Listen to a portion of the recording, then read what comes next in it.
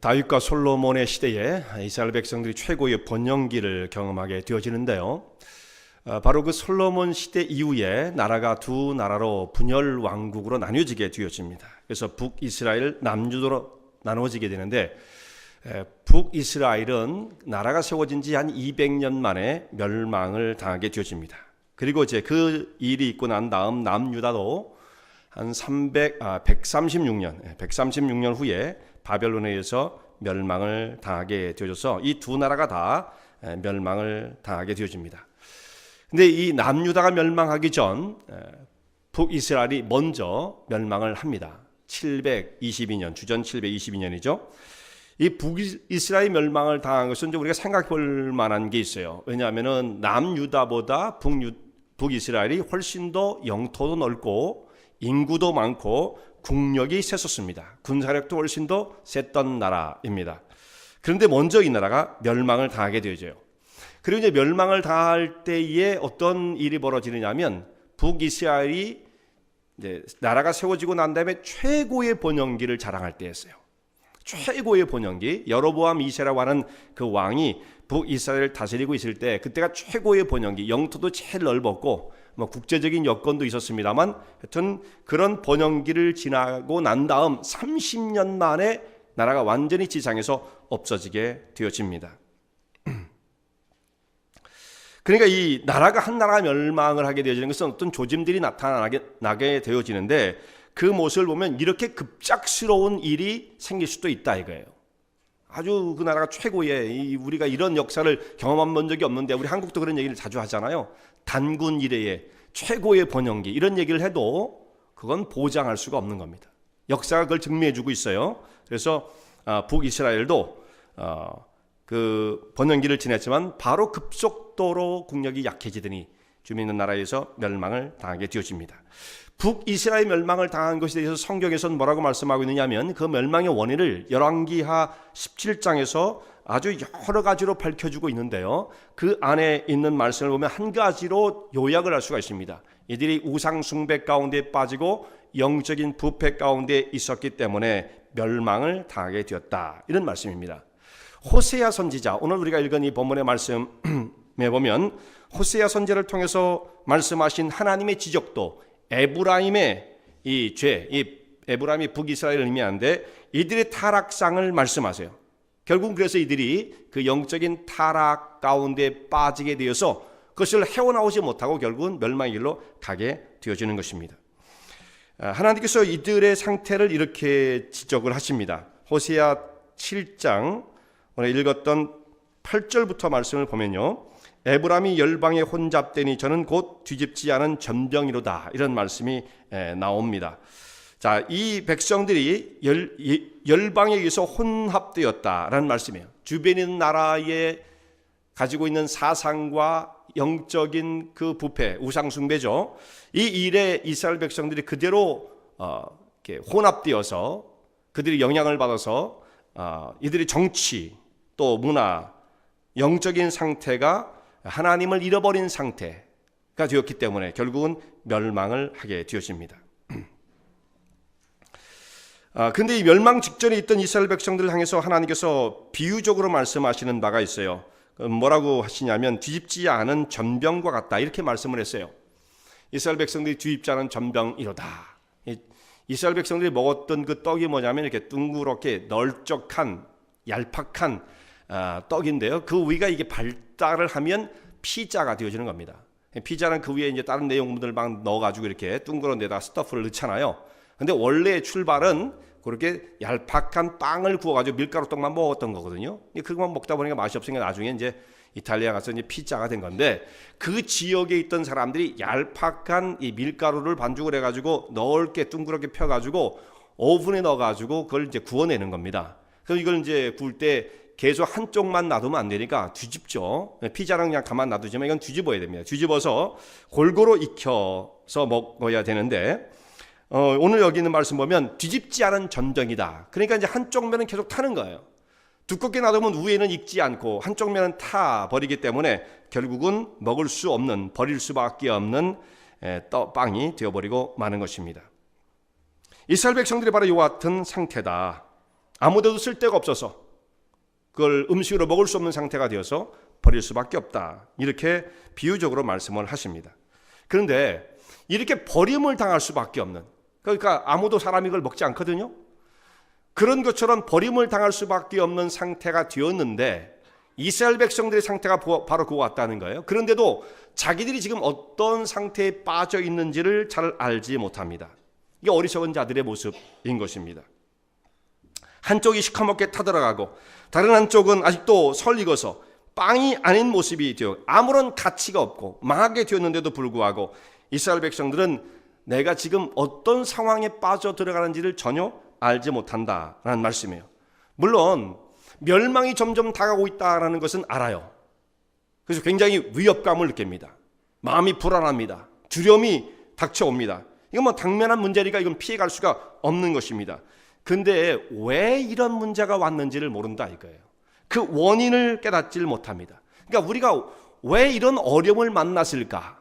왜 뒤집지 않은 빵처럼 버림을 당할 수밖에 없는 이런 상태에 빠지게 되었는가? 그 원인을 알지 못하면 고칠 수도 없는 것입니다.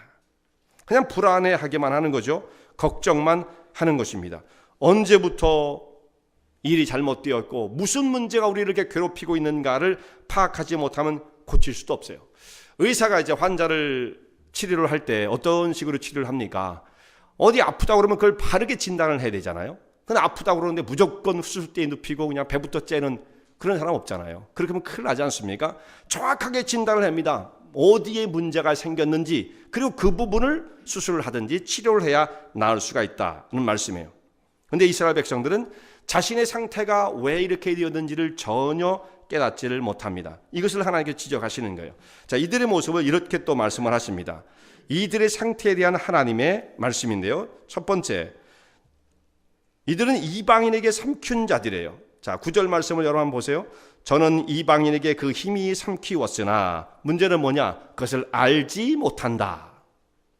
지금 우리가 어떤 상태로 하는지 몰라요. 이방인이 우리를 다 붙잡고 세력을 다 주장하고 있는 가운데 있지만 이것을 알지 못한다고 그랬죠. 또 한 가지, 백발이 얼룩얼룩할지라도 깨닫지 못하는도다. 백발이 얼룩얼룩한데도 이걸 깨닫지 못한다.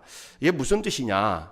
이 백발이 얼룩얼룩하다는 것은 이제 나이가 들었다, 그래서 힘이 없다, 이렇게도 우리가 생각할 수 있겠지만 먼저 떠오르는 건요, 그런 의미로 말씀하신 바가 아니에요.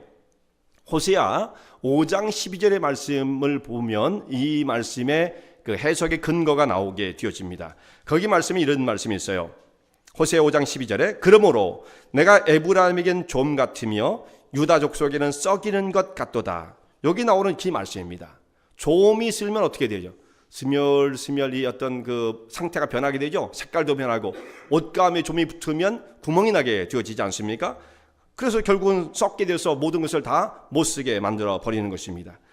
이 좀과 같이 이방의 세력과 사상과 영적인 그 우상숭배의 영향이 이스라엘 백성들에게 파고들고 있는데 그것을 이들이 깨닫지를 못하고 있다는 말씀이에요.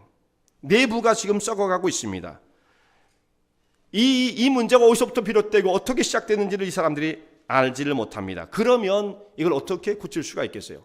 점점 내부는 지금 부패해가고 있는데 이게 본인이 그것이 원인이 뭔지를 모르면 결국은 이제 북이스라엘이 아수르에서 멸망을 당하게 되는데요. 아수르가 쳐들어왔을 때 또 다른 나라가 뭐 마음이 바뀌어가지고 아수르를 막아주고 애국 같은 나라가 정말 힘을 발휘해서 이 이스라엘을 막아줬다 할지라도 북이스라엘은 설 수가 없습니다. 안에 내부의 자기의 생각과 영적인 이 모습이 바르게 서지 못한 나라는 주변에 있는 나라의 힘을 빌어서 나라의 위기를 모면했다 할지라도 결국은 망할 수밖에 없는 거죠. 우리가 그것을 어디서 볼 수가 있습니까? 이 북이스라엘도 그랬지만 얼마 전의 역사 가운데 우리는 그 역사를 보게 되잖아요. 월남 같은 나라죠. 월남 같은 나라가 훨씬 더 장비도 좋고 전쟁 무기를 가져와가지고 미국이 또 한국도 파병을 해가지고 월맹군과 싸웠지만 내부의 사상이 썩게 되어지면 좀이 먹었잖아요. 그것에 감염되어지면 전쟁 무기만 가지고 이 주변에 있는 나라들의 그 침략을 막아낼 수가 없다. 회복이 불가능하다는 말씀입니다. 자, 이스라엘 백성들도 자신들에게 지금 위기가 닥쳐왔다는 걸 알아요. 병의 증세가 나타나기 시작했어요. 혼란이 온 나라를 뒤덮고 있습니다. 그래서 이제 이것을 모면하기 위해서 어떤 방법을 쓰게 되느냐 하면, 그럼 우리가 어떻게 살아남을 수가 있을까 하고 주변에 있는 나라들을 이제 두리번거리는 거예요. 나를 도와줄 수만한 나라가 어디 있나. 애굽을 향해서 부르짖고 도움을 청하기 위해서 아수르로 찾아가게 되어집니다. 이건 뭐냐면 자신들이 살아남기 위해서 지금 위기감은 지금 깨닫고 있는 거거든요. 이러다가 정말 우리는 망하게 되었구나. 이렇게 잘 사는 나라가 왜 갑자기 이렇게 되었을까? 망하면 어떻게 하나? 어떻게 해야 살아남는가? 이런 위기의식을 가지고 주변에 있는 나라들을 찾아다니면서 도움을 구하게 되어집니다. 근데 원인이 어디 있는지 알지 못하고 사방팔방 뛰어만 다닌다고 해서 이 문제를 해결할 수 있는 것이 결코 아니라는 말씀이에요. 우리 예배를 시작할 때 시편 121편 성시를 먼저 읽고 묵상을 했습니다. 여기 있는 말씀 121편 1절에 내가 산을 향하여 눈을 들리라 나의 도움이 어디서 올꼬 천지를 지으신 여호와 하나님께로다, 이런 말씀이 있잖아요. 그러니까 우리의 도움이 되시는 하나님을 바라보지 못한 채 주변에 있는 다른 사람들 엉뚱한 곳을 찾아다녀 가지고서는 그야말로 엉뚱한 곳에 시간과 정열을 낭비하게 되어지는 것입니다. 그래서 이들의 모습을 또 하나님께서 뭐라고 말씀하시냐면 11절 말씀을 한번 보세요. 11절. 에브라임은 어리석은 비둘기 같이 지혜가 없어서 애굽을 향하여 부르짖으며 아수르로 가는도다. 자, 이런 모습을 비둘기, 어리석은 비둘기로 표현을 했어요. 그 비둘기가 이 당시 이스라엘 사람들에게 있어서는 상당히 잡기 쉬운 새에 해당이 됐던 모양입니다. 새를 잡을 때 사람들은 그물을 쳐서 잡았어요. 그물을. 근데 비둘기가 그냥 방향도 없이 막 날아다니다가 뭐 이렇게 높이 날아다니는 새는 아니잖아요. 그러니까 그물을 쳐놓으면 왔다 갔다 하다가 그게 턱 걸려가지고 빨려 들어가면 새를 그물로 잡거든요. 그래서 이 사람들이 지금 비둘기를 잡기가 아주 쉬웠던 모양이에요. 그런 것처럼 사방으로 지금 도움을 청하러 다니는데 결과적으로는 그물에 걸려드는 비둘기처럼 멸망을 하게 될 것이다 는 말씀입니다. 그러다가 결국은 망하게 되어지는 것이죠. 자, 이 사람들이 지금 하나님을 향해서 부르짖어야 할 터인데 하고 있는 모습을 보면 인간적인 생각에만 빠져 있습니다. 그래서 슬피 침상에서 부르짖으며 괴로워하고 있습니다. 이들이 사는 길을 알지 못해요. 어떻게 해야 우리가 이 위기를 벗어날 수 있을까? 그 길을 찾을 줄을 모르고 있습니다. 하나님께서는 이들을 고치시기 위해서 돌아오라고 말씀을 하십니다. 뭐 수없이 우리가 구약성경에서 듣고 있는 말씀이죠. 내게로 돌아오라. 내게로 돌아오라 라고 말씀하세요. 오늘 여기 본문에도 그런 말씀이 나타나 있습니다. 자, 10절 말씀을 보면요. 10절 이스라엘 교만은 그 얼굴의 증거가 되나니 저희가 그 모든 일을 당하여도 그 하나님 여호와께로 돌아오지 아니하며 구하지 아니하는도다. 이 말씀은 뭘 의미하는 거예요? 하나님께로 돌아오라는 말씀을 끝없이 그들을 향해서 전달함에도 불구하고 이들은 돌아오지 않죠. 그리고 마음은 굳어 있습니다. 그 굳어 있는 모습이 어떻게 나타나게 되었어요? 그들의 교만은 얼굴에 나타났다. 얼굴의 증거가 된다 이거예요. 사람들은요 표정을 숨기기가 참 어렵습니다. 이게 하나님께서는 아주 디테일하게 표현을 하세요. 이스라엘 백성들이 나를 거역하고 이방을 향해서 그렇게 열심히 뛰어다니는 그 모습을 보면 나를 향해서는 아주 거만한 모습을 가지고 교만한 모습을 가지고 내게로는 돌아올 줄 모른 채 굳어진 모습을 가지고 나를 거역한다. 이렇게 하나님께서 말씀을 하고 있는 것입니다. 정말 우리는 표정을 숨기기가 참 어렵습니다. 좋으면 좋은 대로 표정이 나오는 것이고 슬프면 슬픈 대로 표정이 나오는 것이고 기분이 상하면 상한 대로 감정이 우리 얼굴을 통해서 나타나게 되어지죠. 뭐 그런 것은 자연스러워요. 그러나 정말 우리가 품어서는 안 될 것은 교만한 마음이죠. 하나님을 향하여 영적으로 교만한 마음을 품고 주님을 대적하는 것은 정말 그 문제를 절대로 해결할 수가 없다는 말씀이에요. 하나님께 돌아오지 않는 자들을 이렇게 지적하십니다. 또 한 가지 13절 말씀을 보면요 이렇게 되어 있어요. 화 있을진저 저희가 나를 떠나 그릇 같음이니라. 패망할진저 저희가 내게 범죄하였음이니라. 내가 저희를 구속하려 하나. 이들을 불러서 하나님은 고치시길 원하시죠. 완전히 새롭게 하기를 원하시는데 이들이 하나님께로 돌아오지 않고 나를 거스리고 거짓을 말하고 내게 나오지 않았다. 이렇게 말씀하십니다. 근데 이제 하나님의 이 부르시는 부름을 듣고 이스라엘 백성들이 우리가 살 길은 하나님밖에 없다. 돌아갔다 생각하자고요. 하나님께로 돌아갔어요. 그러면 이 돌아온 이스라엘 백성들을 하나님께서는 어떻게 하셨겠습니까?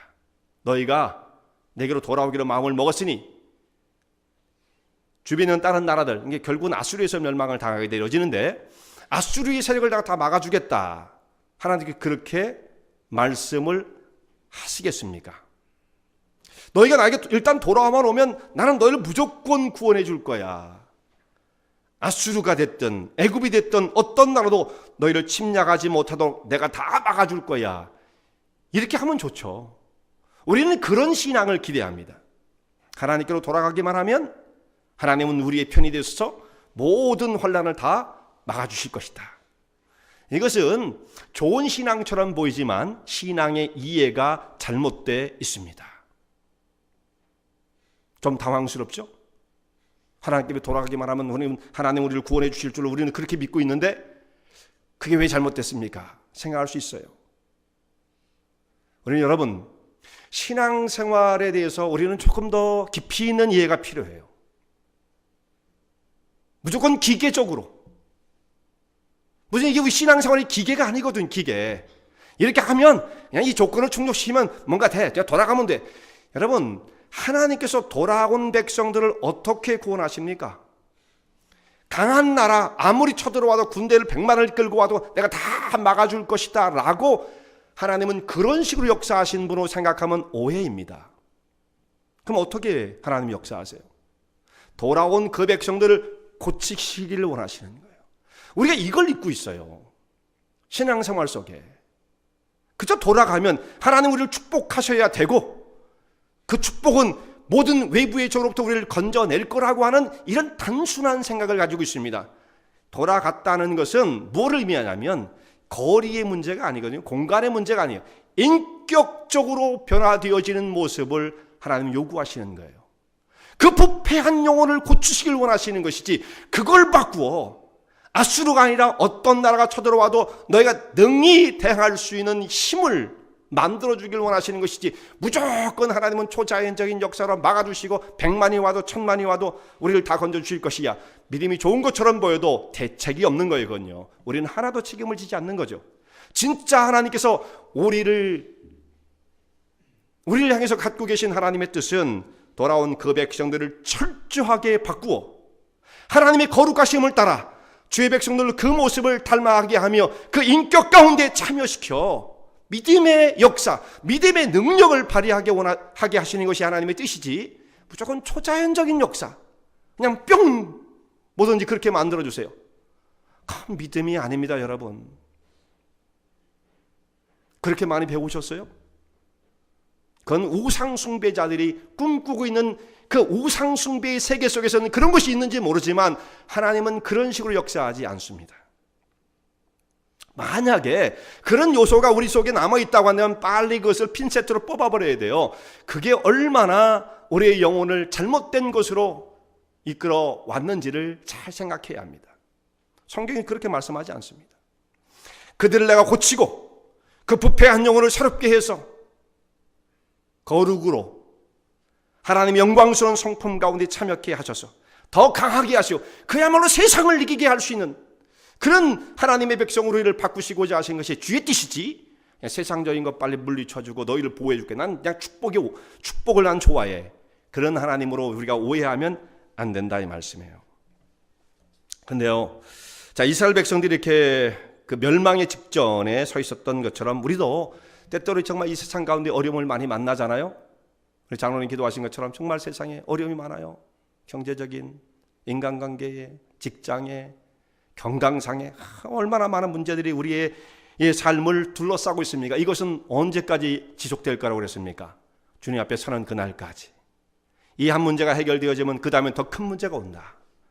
그러므로 이 문제가 해결되지 않는 게 차라리 낫다. 그 생각을 하는 것도 나쁘지 않다니까요. 그런데요, 우리가 무슨 문제를 만나면 제일 먼저 나타나는 현상이 뭡니까? 우리가 좀 낙심되어질 만한 일을 덜커덕 만났다. 특별히 어떤 경제적인 것도 거기에 해당이 되어지고 건강도 해당이 될 수 있고요. 대부분 인간관계의 문제, 그리고 모든 것이 관계로부터 시작되어진다고 그랬잖아요. 관계의 문제. 여기서 틀리면 제일 먼저 우리가 나타나는 현상이 뭐냐면 제일 첫 번째 교회 오기가 싫어져요. 다음 주에 나 교회 안 갈래. 교회 가기 싫어. 이렇게 되어지는 것이 대부분의 모습이죠. 여러분 다 한 번씩은 다 겪었잖아요. 우리가요. 아닌 분은 없을 거예요. 나 다음 주부터 교회 안 가. 이렇게 이제 말씀하신단 말이에요. 그러면서 이제 몇 주씩 교회를 안 나오세요. 이것이 이제 티피컬한 그 증상이죠.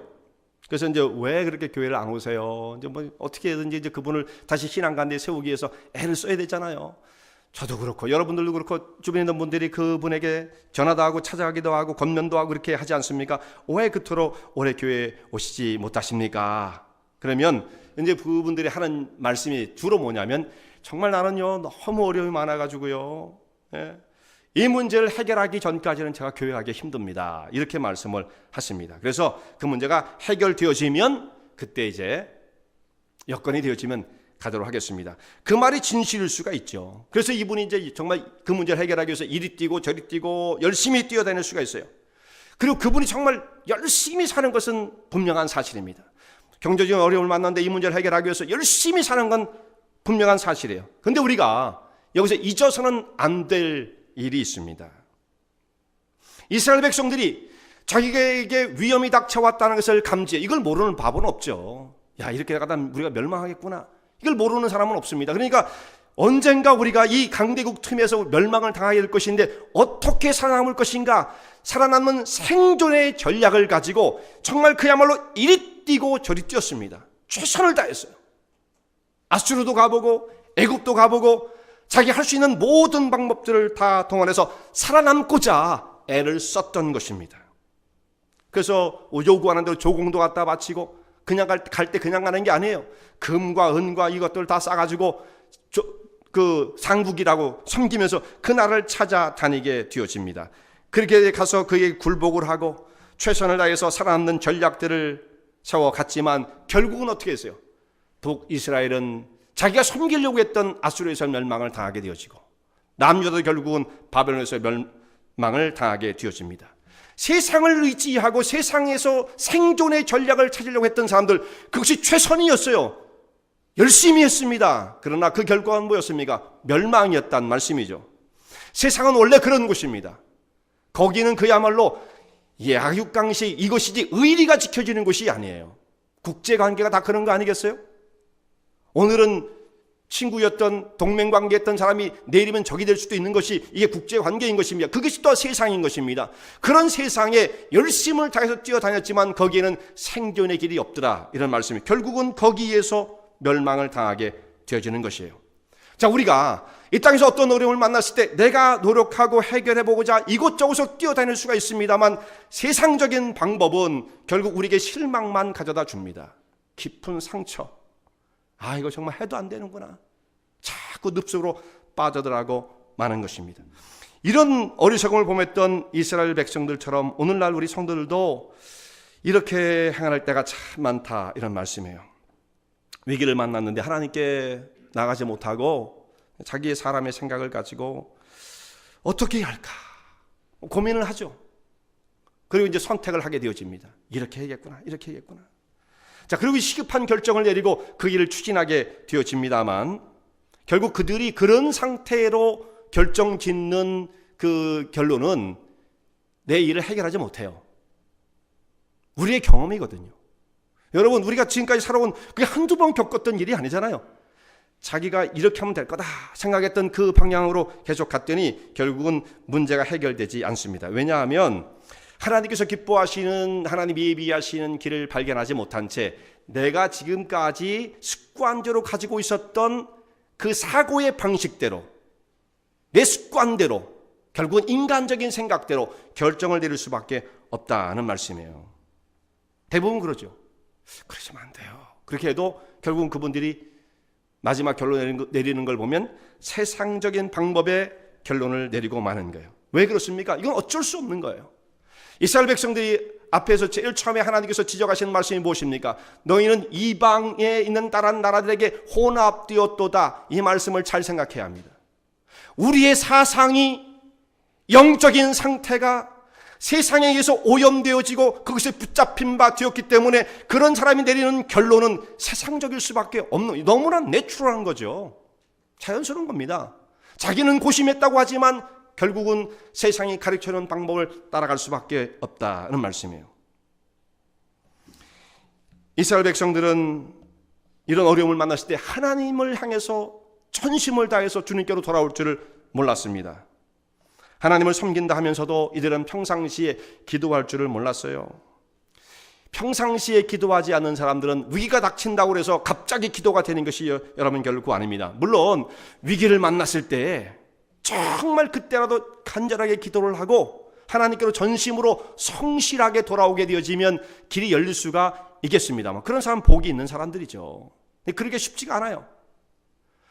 그런 사람 복이 있습니다. 근데 위기가 없을 때에 오늘도 하나님을 바라보고 주님이 예비하신 일이 무엇인지를 알고자 하며 주님과 깊은 영적인 관계를 쌓아가는 사람들, 이 관계를 발전시켜 나가는 사람들은 더욱더 복이 있는 것입니다.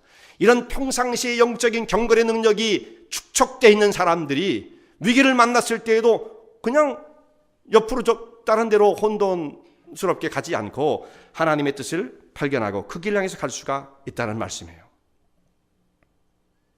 근데 여러분, 인간적으로 열심히 뛰어다니는 사람들의 실상이 어떠합니까? 오늘 호세아서에 있는 말씀 보면요, 하나님께서 무언가를 보실 때 정말 디테일하게 보십니다. 진짜 하나님은 어떻게 보시느냐, 이게 속의 내부를 하나님 보시는 분이에요. 자, 14절 말씀을 한번 보세요. 14절 한번 같이 읽어볼까요? 14절 시작. 성심으로 나를 부르지 아니하였으며 오직 침상에서 슬피 부르짖으며 곡식과 새 포도주를 인하여 모이며 나를 거역하는도다. 이런 말씀이 있어요. 14절에 하나님께서 성심으로 나를 부르지 아니하며, 하나님의 백성들이 하나님께로 나오질 않아요. 그냥 불러도 그냥 건성이에요, 건성.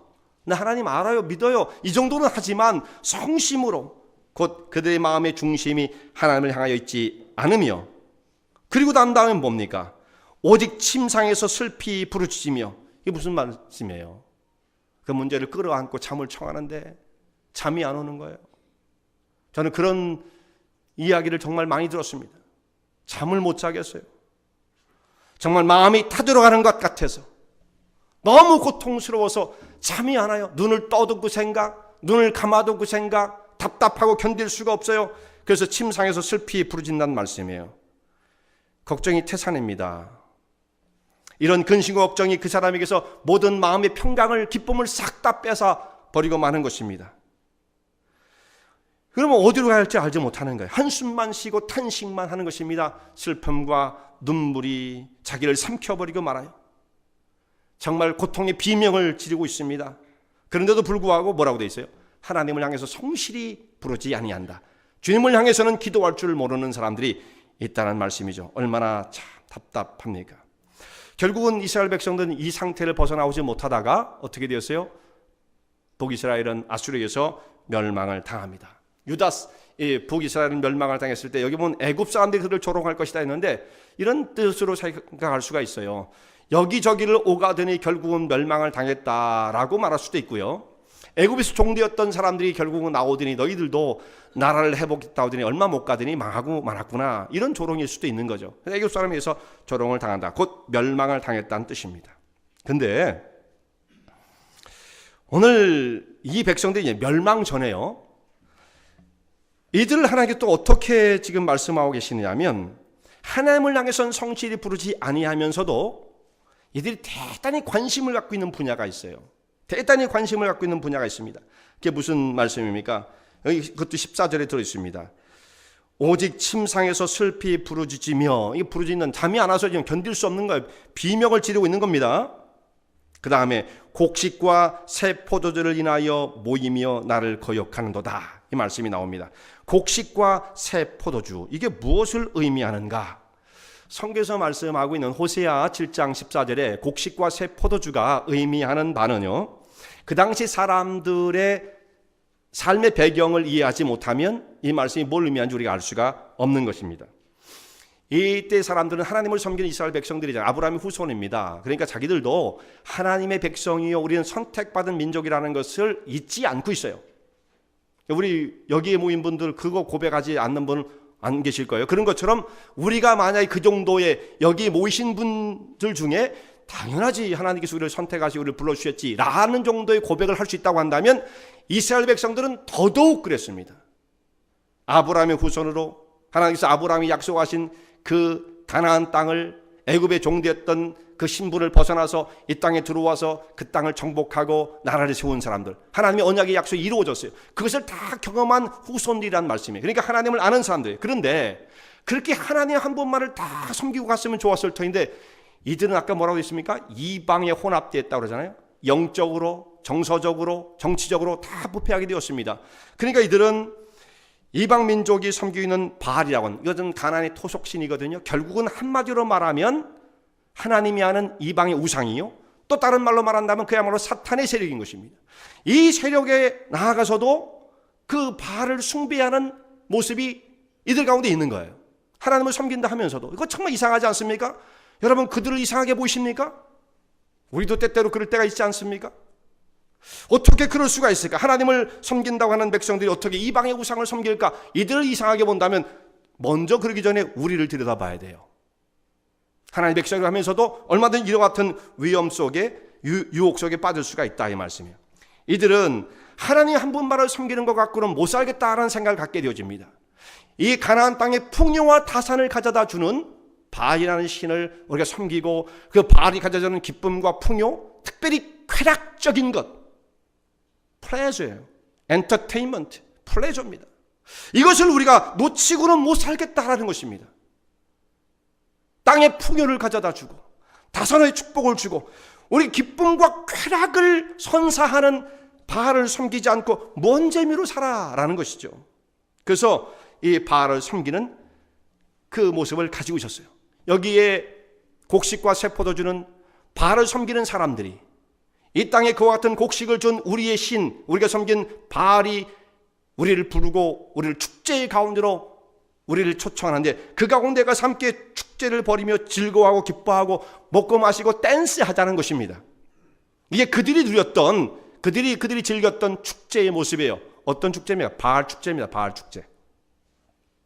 거기에 가면 우리에게 기쁨이 있고, 지금의 고통을 잊을 수가 있고, 세상의 시름을 잊을 수가 있고, 한번 신나게 돌아보면 그럴 수 있잖아요. 그래가지고 이 바알이 초청하는 것으로 달려갔던 것입니다. 여러분, 현대의 그리스도인들도 이런 경우가 많지요. 이것은 과거에 2700년 전에 살았던 이스라엘 백성들이 국한되어진 이야기가 결코 아닌 것입니다.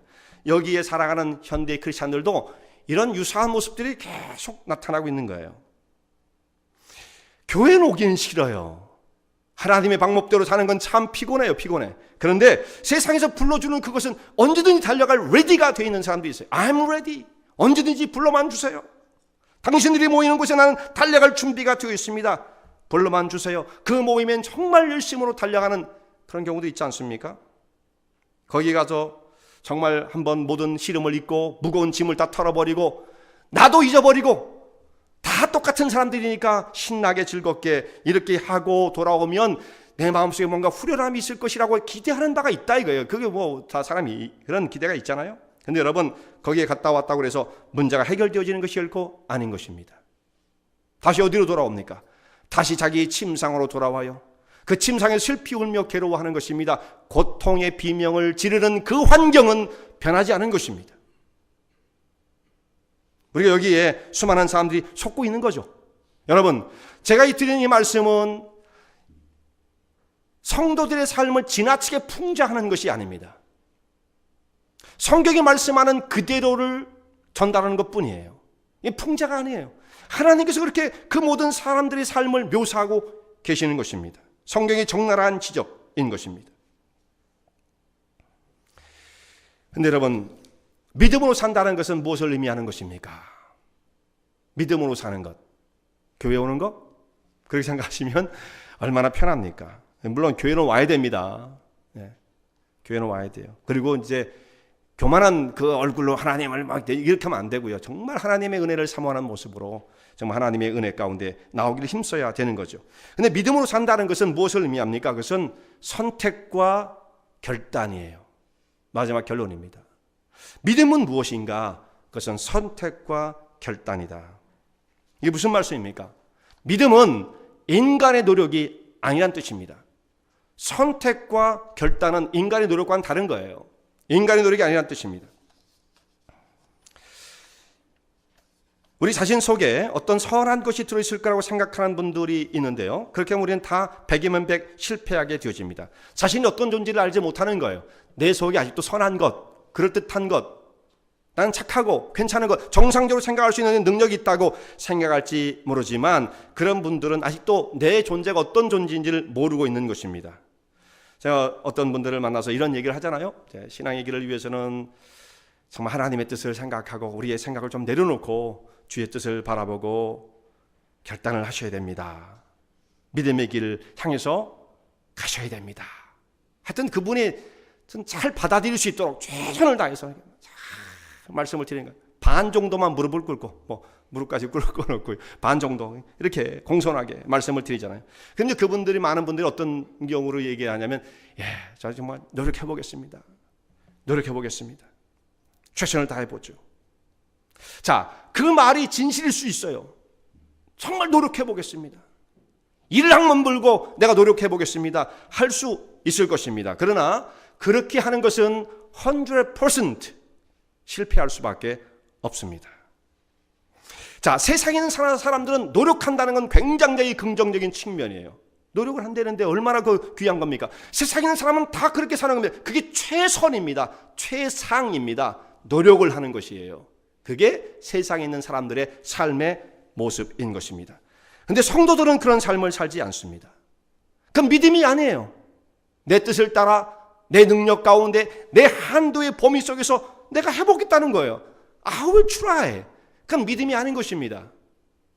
그것은 여전히 그 속에 자기의 생각과 자기의 울타리를 벗어나지 못한 채 내 고집을 따라 살아보겠다는 것과 다름이 없는 것입니다. 아무리 선한 것이 들어있는 것처럼 보여도 그러한 것입니다. 왜냐하면 성경에서 말씀하시기를 믿음으로 하지 않는 것은 모든 것이 다 죄다. 로마서 14장 23절에 있는 말씀입니다. 믿음으로 하지 않는 모든 것이 다 죄다. 왜 그렇게까지 말씀할 수밖에 없습니까? 육신의 생각은 하나님과 원수가 되어진다는 유명한 말씀이 로마서에 또 나와요. 로마서 8장 7절의 말씀입니다. 거기 있는 말씀은 이렇게 되어 있어요.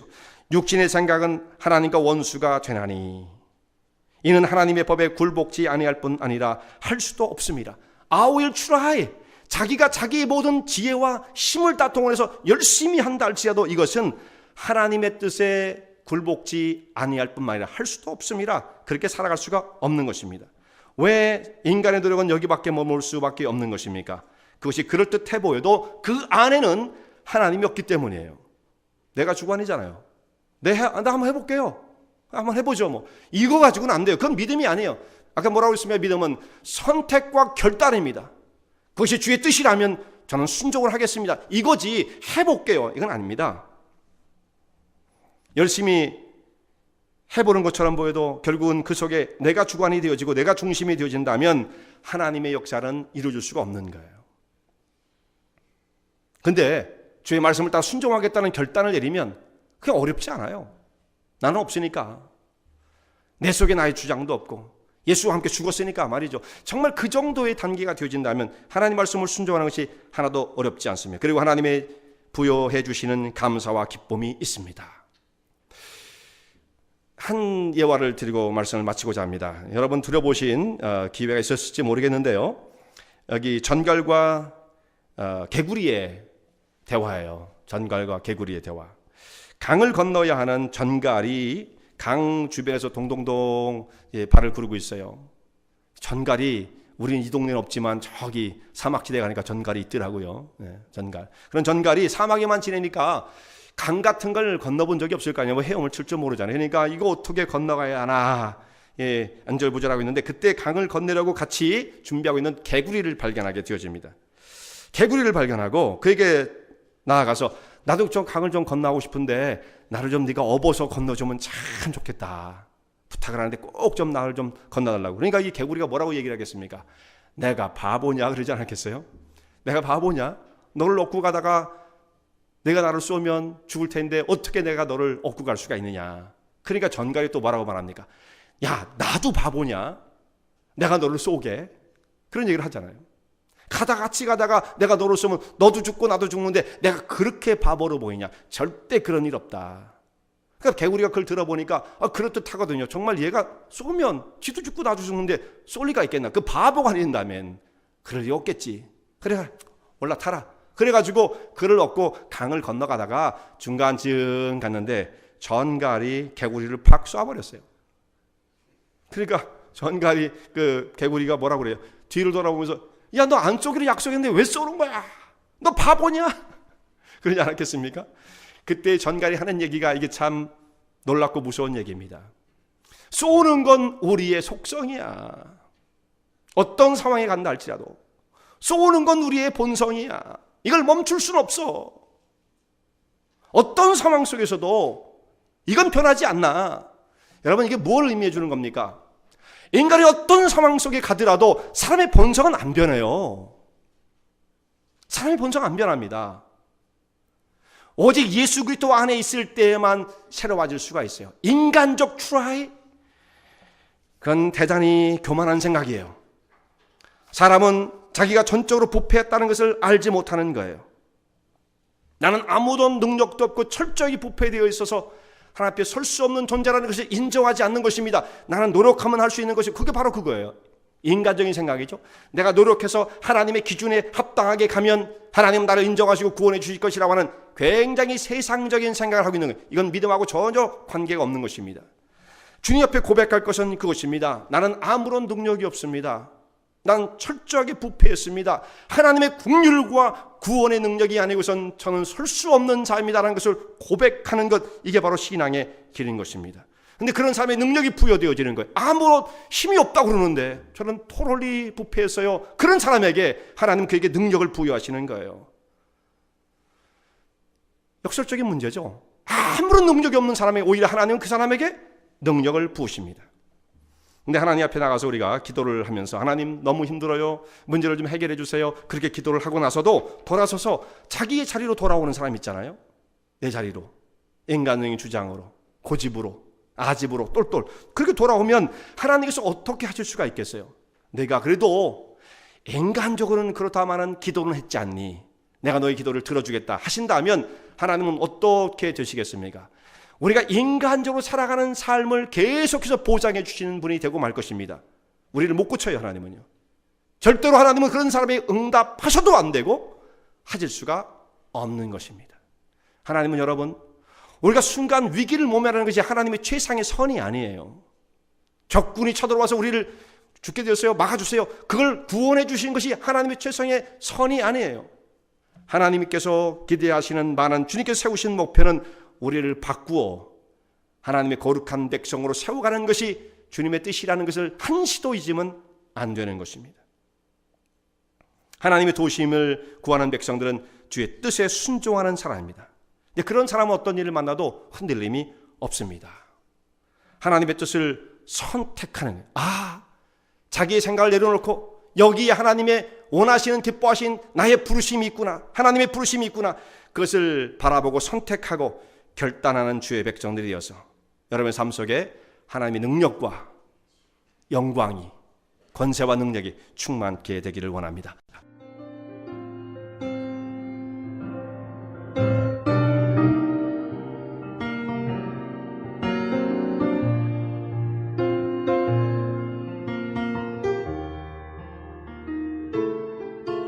은혜와 진리 장로교회는 진실된 하나님의 말씀, 건강한 신앙의 공동체를 찾는 모든 분들께 열려 있습니다. 교회 주소는 230 US Highway 45번, Vernon Hills, 230 US Highway 45, Vernon Hills, VERNONHILLS에 위치하고 있으며 새벽 예배는 화요일부터 토요일까지 오전 6시, 금요 저녁 예배는 금요일 저녁 8시, 주일 1부 예배는 오전 8시, 2부 대예배는 오전 11시에 시작합니다. 이 설교를 들으시고 하나님의 말씀에 대해 궁금하신 점이나 신앙 상담을 원하시면 교회 전화 847-962-4412번 847-962-4412로 문의하시기 바랍니다.